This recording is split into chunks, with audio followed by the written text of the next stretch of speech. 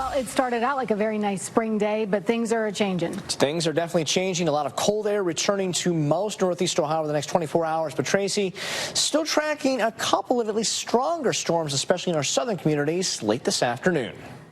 And some of those storms, Tracy, are a lot severe across our extreme southern communities. Not necessarily in the News 5 viewing area, but well to the south of Dover, New Philly, along I-70 from Muskegon County into Guernsey County. A couple of severe thunderstorm warnings late this afternoon, early evening.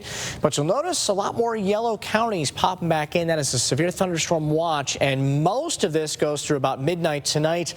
Do I anticipate it to continue that long? Probably not. I think they'll probably at least let that go between sometime 9, 10 o'clock tonight at the very earliest. But there are a couple more storms kind of firing up. There's another little boundary well to the north of the actual cold front that moved through late this afternoon. That cold front is producing a lot more of those stronger storms along I-70. But there's another little boundary kind of producing a few more showers and storms throughout the afternoon. And there's just enough instability along with some colder air to maybe produce a few more isolated instances of some large hail, and that's going to be the bigger concern with a lot of these potential isolated severe thunderstorms that may or may not fire up throughout the end of this evening. So we'll have to keep a very close eye on the Route 30 corridor and points south between about 9, 10 o'clock. I think a lot of that should begin to wind down completely, if not a little bit before. But we're still looking at a couple more potentials of some stronger storms. But the main focus in our extreme southern communities right now is that line that just kind of continues to move along I-70 well to the south of Dover, New Philly, and most of the area looking pretty quiet for the moment. But as I mentioned, we still have that severe thunderstorm watch in place for Richland, Ashland, Wayne County, Stark County, Carroll, Tuscarawas, and Holmes County through about midnight for those areas outside of Tuscarawas and Carroll County. That one's set to expire at about 10 o'clock tonight. So we're still looking at a couple more instances of some stronger storms out there.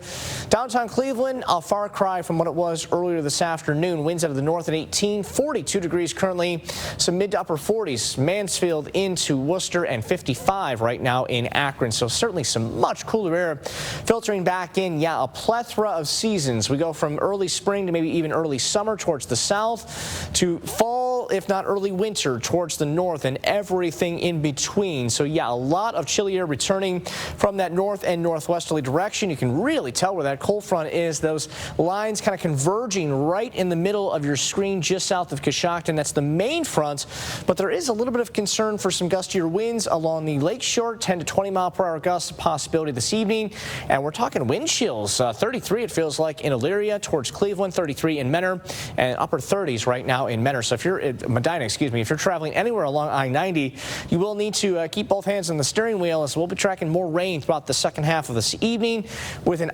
isolated chance of maybe seeing an inch hail, quarter size or bigger, for the rest of the evening hours. But it is downright summer-like the further south you are. Mid-70s in Columbus. It is 84 degrees in Cincinnati. A record was set in Dayton this afternoon. So yeah, a lot of summer out there, but not quite making it all the way up towards the Cleveland area.